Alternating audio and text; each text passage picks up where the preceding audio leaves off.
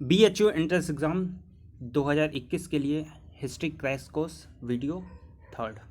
ठीक है, तो इस वीडियो में हम लोग कंप्लीट वैदिक सभ्यता के बारे में पढ़ेंगे।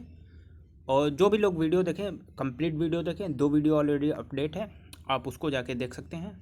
बाकी PDF लिंक आपको वीडियो डिस्क्रिप्शन में मिल जाएगी। टेलीग्राम चैनल वहाँ ज्वाइन कर ले, आपको ये PDF वहाँ पे मिल जाएंगी। और जिनको कंप्लीट कोर्स चाहिए वो हमारे व्हाट्सएप नंबर पे कांटेक्ट कर सकता है। तो पहला है वैदिक सभ्यता। तो देखिए, जो वैदिक में ऋग वैदिक जो काल है वो है 1500 से 1000 ईसा पूर्व।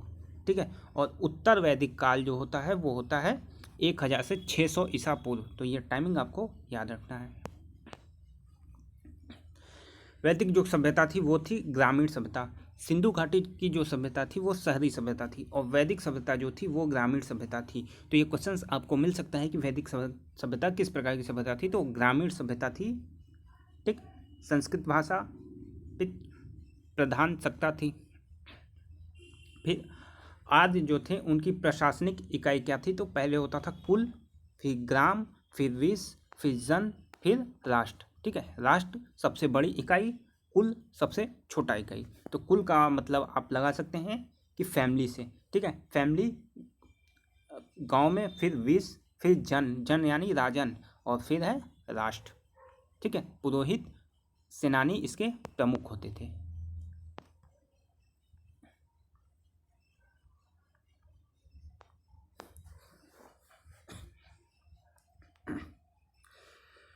रत्नी यानी जो राजा के मुख्य, राजा सहित 12 होते थे, जैसे सुत, रथकार, कम्मादी, ये सब सारे 12 लोग मिलकर रत्नी जो है बनाते थे। राजा सहित टोटल 12 लोग होते थे। तो आपको सदस्य पूछा जा सकता है, 12 टोटल मेंबर्स होते थे।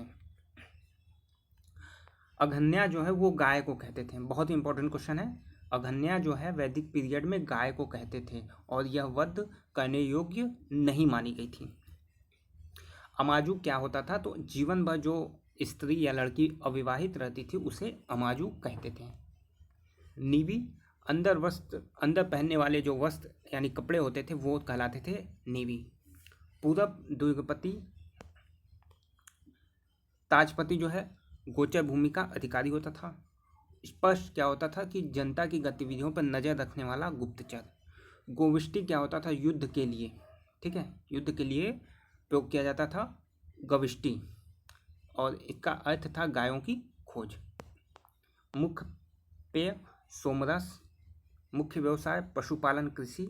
प्रिय पशु कौन सा था। तो घोड़ा था। आर्यों द्वारा खोजी गई पहली जो धातु थी वो थी लोहा। ठीक है, या आर्यों द्वारा खोजी गई धातु लोहा। इसको श्याम अयस्क भी कहते थे। तो ये बहुत इंपॉर्टेंट क्वेश्चन है।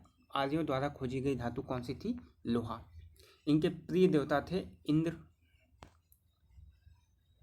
सरस्वती नदी जो है सर्वाधिक महत्वपूर्ण नदी थी। सबसे पवित्र भी सरस्वती थी।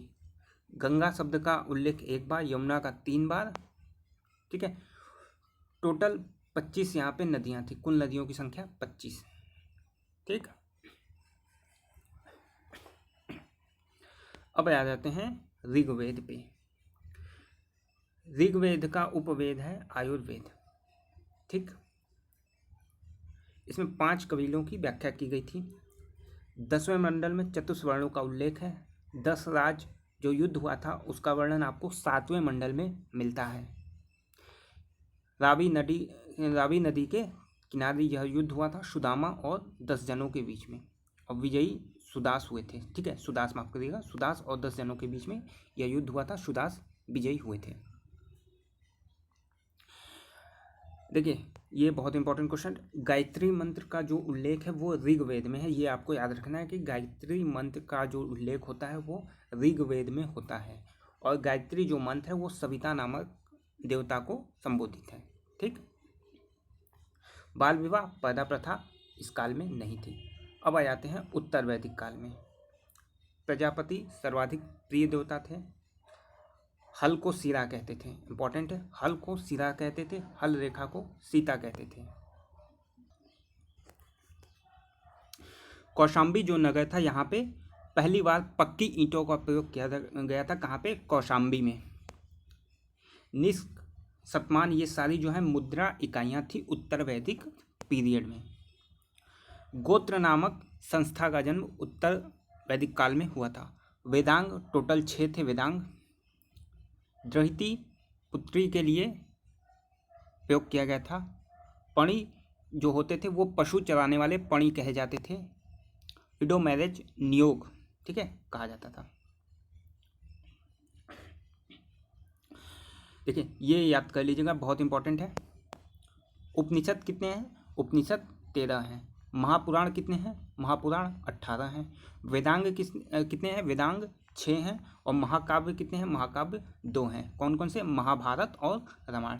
बहुत ही छोटा है लेकिन क्वेश्चंस यहाँ से पूछे गए हैं, ठीक है। महापुराण 18, वेदांग 6, महाकाव्य 2, उपनिषद 13। महाकाव्य में कौन कौन से? महाभारत और रामायण।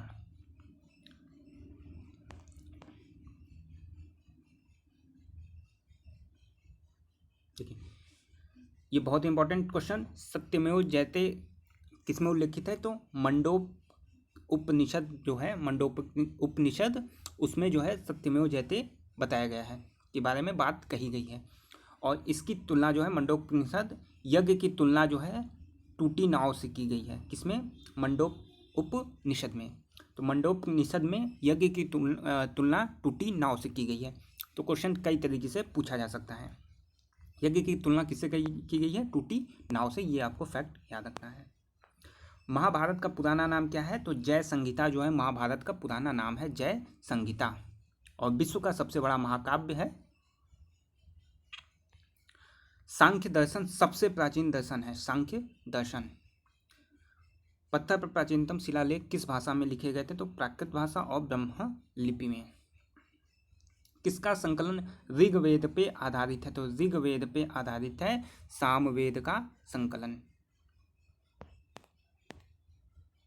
ठीक है। तो महत्वपूर्ण क्वेश्चन समाप्त होते हैं। अब हम लोग ऋग्वैदिक कालीन नदियों के बारे में पढ़ेंगे, ठीक है।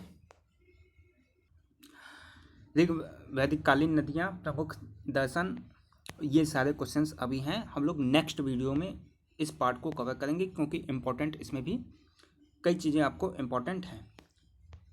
और ये PDF जिनको चाहिए इस व्हाट्सएप नंबर पे कांटेक्ट कर लें, ठीक है।